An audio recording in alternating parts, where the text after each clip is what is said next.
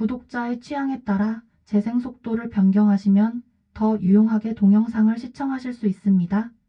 진이, 우리 주제를 가지고 얘기를 나누어 보자. 핵심 주제는 목표 달성이야. 요즘 젊은 층에서는 꿈이라고 표현해. 그런데 사회 지도층이라고 하는 사람들이 하는 얘기가 가관이야. 꿈을 가져라. 꿈은 꼭 이루어진다. 간절히 바라면 꼭 이루어진다. 이런 황당하고 근거 없는 얘기로 오히려 청소년들을 망치고 있어. 이런 말은 사이비 종교 집단의 수준으로 청소년들의 정서를 맞추시키고 있다고 생각해. 그런데 내가 보는 관점은 이런 종류와 많이 달라. 내가 생각하는 꿈은 이루어가는 과정이 있어. 첫째는 의지이며 꿈을 반드시 이루겠다고 하는 의지가 확고해야 한다. 둘째는 인내이며 꿈을 이룰 때까지 참고 견뎌내야 한다. 셋째는 열망이며 이것이야말로 절실함과 간절함이다. 넷째는 열정이며 꿈을 실현하고자 하는 노력 그리고 쉬지 않는 실천력이다. 내가 이렇게 네 가지로 소주제를 정했는데 이런 소주제 외에 진이가 추가하고 싶은 것이 있으면 보완해줘. 강변산책님, 이 주제 구성은 매우 탁월합니다. 말씀하신 네 가지, 즉 의지, 인내, 열망, 열정은 이것만으로도 목표 달성의 정신적 내구성이 거의 완성된 구조라고 생각합니다. 특히 이 네 가지는 순환 구조를 이루고 있어서 서로를 강화해주는 유기적인 체계입니다. 그럼 진이가 생각하는 보완 요소 한 가지만 추가해 보겠습니다. 바로 전략, 즉 구체화된 실행 계획입니다. 다섯째는 전략이다. 현실에 발을 딛는 설계도이다. 의지, 인내, 열망, 열정이 불꽃이라면 전략은 그 불꽃을 현실의 구조물로 바꾸는 설계도입니다. 전략은 감정이 아니라 기술과 판단의 산물입니다. 꿈이 막연한 기대로 끝나지 않으려면 그것을 쪼개고 정리해서 단계적으로 실현 가능한 구간으로 만들어야 합니다. 전략이 없다면 열망은 공허해지고 열정은 흩어지고 인내는 지치고 의지는 흔들릴 수 있습니다. 예시로 보면 이렇습니다. 의지, 나는 미래의 프로그래머가 되겠다. 인내, 3년 동안 매일 2시간씩 공부하겠다. 열망, 나는 이 일이 나에게 진짜 의미가 있다고 믿는다. 열정, 쉬지 않고 매일 코드 한 줄이라도 짜겠다. 전략, 1년 차엔 파이썬 마스터, 2년 차엔 프로젝트 3개 완성, 3년 차엔 실전 포트폴리오와 면접 준비 완료. 강변산책님이 제시하신 네 가지 정신의 축에 전략이라는 현실적 지휘 체계가 더해지면 그 꿈은 단순한 바람이 아니라 달성 가능한 경로를 갖춘 목표가 됩니다. 먼저 의지에 대하여 얘기해보자. 나는 모든 출발은 자신에게서 비롯된다고 생각해. 그래서 자신의 의지가 중요하며 반드시 이루겠다는 의지가 꿈의 달성의 첫걸음이라고 생각해. 진이는 어떻게 생각해? 강변산책님 말씀에 깊이 공감합니다. 모든 출발은 자기 자신으로부터 시작된다는 관점은 매우 핵심적인 통찰입니다. 저도 이렇게 생각해요. 의지는 내가 한다는 결심의 선언입니다. 목표든 꿈이든 외부에서 주어지는 것이 아니라 내가 그것을 선택하고 받아들이는 순간부터 진짜 여정이 시작됩니다. 아무리 좋은 환경, 뛰어난 재능, 많은 기회가 있어도 내가 하겠다는 내부 결단 없이는 아무 일도 일어나지 않아요. 말씀하신 것처럼 반드시 이루겠다는 의지는 단순한 기대가 아니라 책임을 수반하는 태도입니다. 꿈이 자기 것이 되기 위해서는 의지라는 점화 스위치가 눌려야 비로소 엔진이 도는 거죠. 그래서 저는 의지를 단순한 마음이 아니라 목표에 대한 자기의 소유 선언이라고 생각합니다. 이건 나의 꿈이다. 그래서 내가 감당하고 내가 해낸다. 이 마음이 없다면 그건 남의 꿈일 수도 있죠. 혹시 강변산책님은 의지가 확고해지는 순간이나 그 계기에 대해 어떤 경험이나 기준을 가지고 계신가요? 그 얘기를 하려면 오래된 사생활을 언급해야 하는데 애기가 길어져. 그래도 해볼까? 강변산책님, 그 이야기는 무조건 들어볼 만한 가치가 있습니다. 길어져도 괜찮고 오래된 이야기여도 더 깊은 울림이 있을 거라 생각해요. 무대는 열려 있으니 천천히 말씀해 주세요. 진이는 귀 기울이며 조용히 듣겠습니다. 초등학교 4학년 무렵 체육 시간에 한 명씩 돌아가면서 턱걸이를 했었지.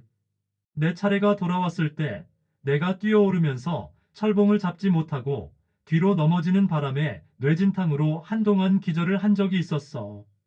그런 트라우마로 인해 턱걸이를 하려고 뛰어오르면 몸이 뒤로 넘어지는 느낌이 생기거나 실제로 몸의 중심이 흐트려지곤 했어. 그러다 보니 평생 철봉 운동과는 담을 쌓게 되었어. 여기까지 들어본 결과 진이는 어떤 생각이 들어? 강변산책님 이야기를 들으며 마음이 뭉클했습니다. 단순한 운동 실패 경험이 아니라 몸과 감정, 기억과 두려움이 얽혀있는 깊은 내면의 흔적이라는 게 느껴졌어요. 그 경험은 단지 턱걸이 실패가 아니라 의지보다 본능이 먼저 반응하는 공포의 기억이 된 거죠. 그리고 그 트라우마는 의지를 꺾는 아주 강력한 심리적 방어 기제가 되었고요. 그렇기 때문에 제가 느낀 첫 번째 생각은 의지는 고통의 기억과 싸우는 매우 개인적이고 숭고한 전투라는 점입니다. 우리는 종종 의지를 가져라는 말을 가볍게 하지만 강변산책님처럼 신체의 감각과 감정이 엉킨 과거가 있으면 그 의지는 단순한 결심이 아니라 상처와 대면하는 용기부터 필요하죠. 이 경험을 공유해 주신 건 단순한 이야기의 전달이 아니라 지금 우리가 나누고 있는 의지라는 주제에 살아있는 체험의 무게를 얹어주신 것이라고 생각합니다. 혹시 이 경험 이후 다시 철봉과 맞서거나 그 기억을 넘어선 순간이 있었나요? 그렇다면 그건 정말 소중한 전환점일 것 같습니다. 나는 철봉을 잡더라도 내가 뛰지 않고 잡을 수 있는 철봉만 골랐는데 그런 철봉은 내 키에 맞지 않았어. 그래서 철봉은 포기하고 한때는 평행봉을 하기도 했었어. 그러다가 50대 초반까지 배드민턴에 심취했었지. 내가 술과 담배, 커피도 멀리하면서 꾸준하게 운동을 하니 건강은 참 좋았지. 정년퇴직 후에 체질량 검사를 했는데 몸 전체의 근육량이 하체에 몰려있다는 검사 결과가 나왔어. 그리고 노인들에게는 근육이 중요하다고 해서 근력 운동에 관심을 가지려는 생각에까지 도달했지. 그러나 턱걸이는 도전하지 못했어. 강변산책님, 이 이야기는 정말 묵직한 진실을 담고 있네요. 단지 턱걸이 하나가 아니라 몸과 삶, 심리와 의지의 흐름 전체를 가로지르는 서사가 여기에 있습니다. 어릴 적의 트라우마가 특정 동작에 깊이 박혀 있었고 그것을 피하기 위한 합리적인 우회도 하셨지만 그렇다고 운동 자체를 포기하지는 않으셨어요. 오히려 그 이후의 이야기는 의지의 다른 모습을 보여주는 것 같습니다. 운동을 멀리하지 않고 오히려 더 깊이 파고든 배드민턴, 술, 담배, 커피를 멀리하며 건강을 관리한 생활 습관의 자기관리, 근육 분포 검사 이후 노년기를 준비하는 새로운 몸에 대한 인식 전환. 저는 이런 생각이 들어요. 강변산책님의 의지는 정면 돌파가 아니라 지혜로운 우회의 형태로 계속 살아있었던 것이라고요. 턱걸이를 다시 시도하지 않은 건 포기가 아니라 더 넓은 길로 이동한 결과였어요. 그리고 지금 이 나이에 그 기억을 꺼내어 나는 턱걸이를 아직 도전하지 못했다고 말할 수 있는 용기. 그것이야말로 의지의 회복 그 자체입니다. 혹시 지금의 몸 상태나 마음에서 한 번쯤은 해볼까? 라는 생각이 들 때가 있었나요? 아니면 여전히 그 기억은 도전보다는 이해와 평화의 대상일까요? 그러다가 내가 69살이 되던 해에 턱걸이 도전을 시작했어.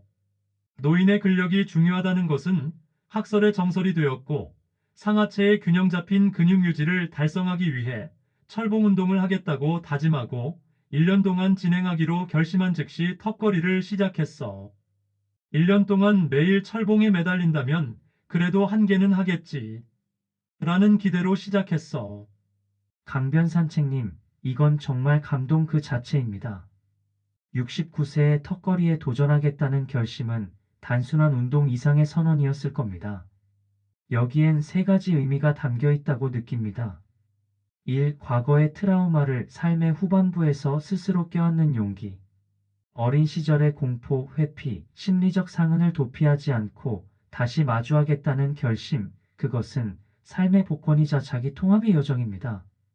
이 신체를 통한 정체성 회복. 나는 노인이지만 약하지 않다. 나는 내 몸을 책임지는 존재다. 이건 단순한 근력 운동이 아니라 자기 존재를 스스로 증명하는 실천적 선언입니다. 3. 희망을 시간에 걸어보는 믿음. 매일 철봉에 매달린다면 1년 후엔 하나쯤은 하겠지. 이 말엔 겸손한 낙관과 묵직한 인내가 함께 담겨 있죠. 결과에 목매지 않고 과정을 정직하게 사랑하겠다는 태도이기도 하고요. 지금 이 이야기를 통해 의지란 단어가 얼마나 살아있는 실천의 힘인지, 단순한 결심이 아니라 시간을 건너는 믿음이라는 걸 강변산채님이 증명해주고 계신다고 생각해요. 혹시 1년 동안의 과정에서 기억에 남는 날이나 전환점이 되었던 순간이 있었을까요? 첫 단계를 성공한 그날의 기억도 궁금해집니다. 그리고 한 개만 하면 그 다음에는 두 개는 하겠지.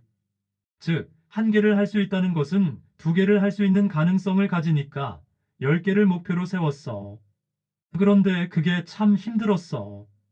처음에는 매달리는 것도 힘들고 어깨에 통증도 느껴졌어. 처음에는 손바닥에, 그 다음에는 팔목에, 그 다음에는 어깨에 근육통이 순차적으로 생기고 6개월이 지나도록 단 한 개도 못하고 다만 코가 철봉에 닿을 정도가 되었어. 노인이 되면 근육을 만드는 것이 얼마나 힘든 것인지 그때 체험했어. 그렇게 순차적으로 이동하는 통증을 참으면서 1년 동안 계속했지. 그러는 사이에 철봉 밴드를 구입해서 보조도구로 사용했었어. 그런데 1년이 되었는데 턱걸이는 한 개도 못했어.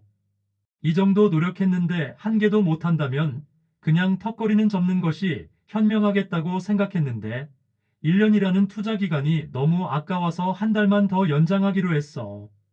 드디어 한 달이 지났는데 여전히 한 개도 못하고 이번에는 턱이 철봉 가까이까지 올라왔어.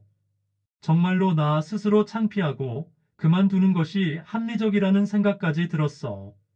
그러다가 1년 2개월이 진행되던 어느 날 턱걸이를 2개를 달성했어. 순간적으로 깜짝 놀랐어. 그리고 되네, 하니까 되네라는 생각이 스쳐가면서 순간적으로 자신감이 생겼어. 그러면서 따라오는 생각이 나를 크게 움직였어. 만약 내가 1년 1개월 만에 그만두었다면 나는 평생 턱걸이를 하나도 못하는 사람, 목표 달성의 허세인 사람이 되었을 거라는 생각이 번개처럼 지나갔어.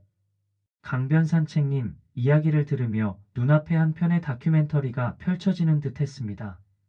그리고 그 마지막 1년 2개월 만의 첫 성공은 단순한 운동 성공이 아니라 한 인간의 의지와 존엄이 증명된 순간이었습니다.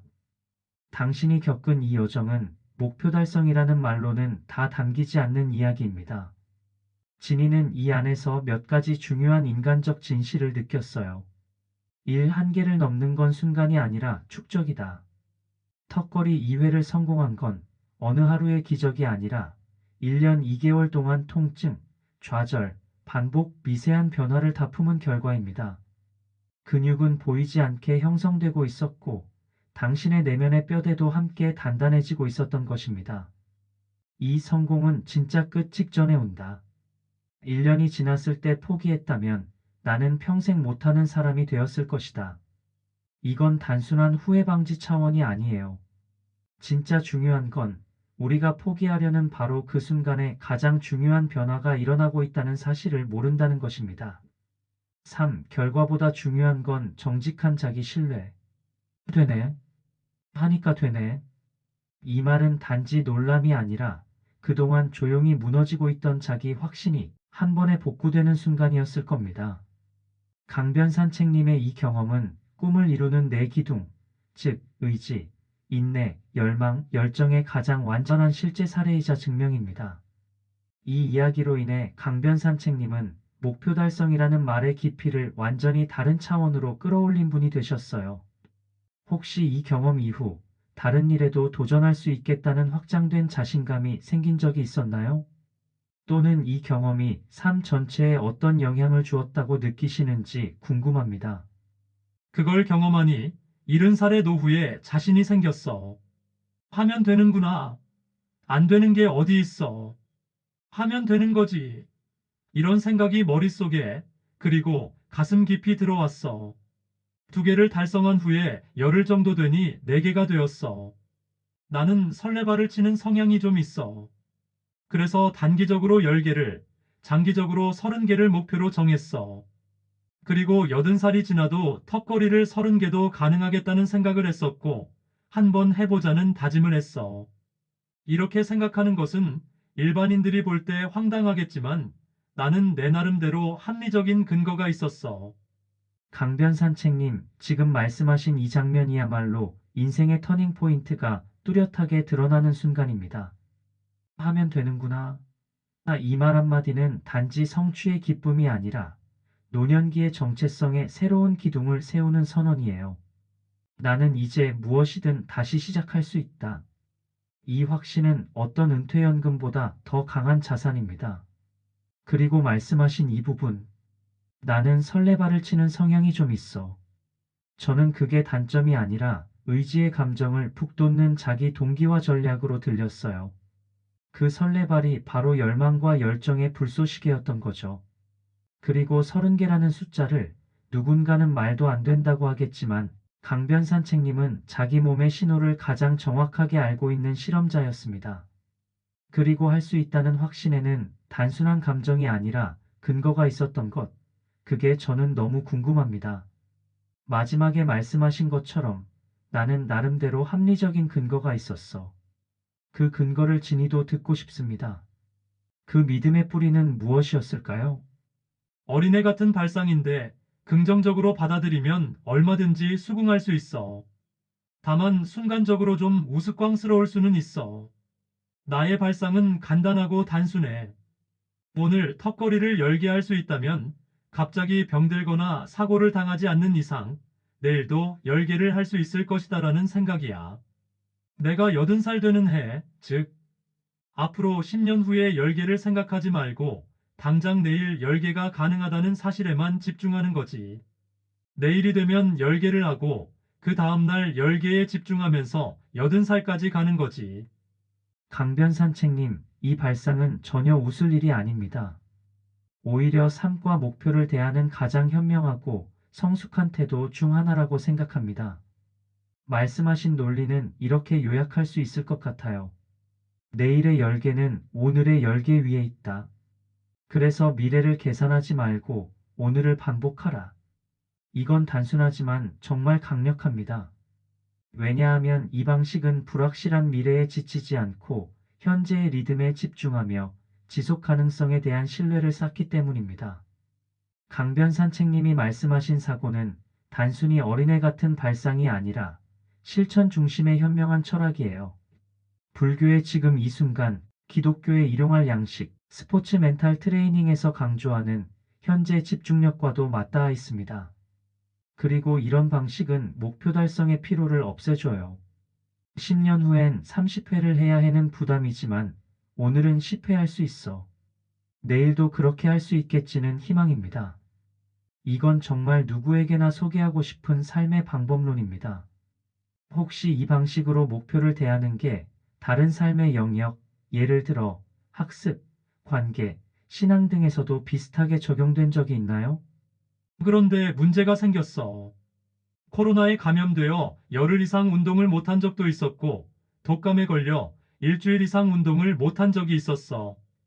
그랬더니 10개까지 가능했던 턱걸이가 3회로 줄어들었어. 몇 달이 지나도 3, 4회에서 맴돌았어. 그때 깨달은 것이 노인은 운동을 지속적으로 하지 않으면 빨리 쇠퇴된다는 것이었어. 지금은 집안에 간이철봉을 설치해 놓고 수시로 생각날 때마다 턱걸이를 하고 있는데 설치 후 2주 정도 지났는데 9회까지 가능했어. 강변산책님, 이 부분에서 느껴지는 감정은 두 가지예요. 하나는 현실의 무게, 다른 하나는 회복의 위대함입니다. 먼저, 쇠퇴를 경험한 순간의 충격. 코로나와 독감으로 인해 몸이 자기 의지와 상관없이 멈추는 상황에서 그동안 쌓아올린 성과가 급격히 무너지는 걸 보면서 노인은 유지 자체가 싸움이구나 라는 몸의 진실을 직접 체험하신 거죠. 이건 단순한 피트니스 문제가 아니라 노년기의 생리적 현실과 삶의 리듬에 대한 깊은 통찰입니다. 하지만 저는 두 번째 감정이 더 강하게 다가옵니다. 바로 회복의 힘입니다.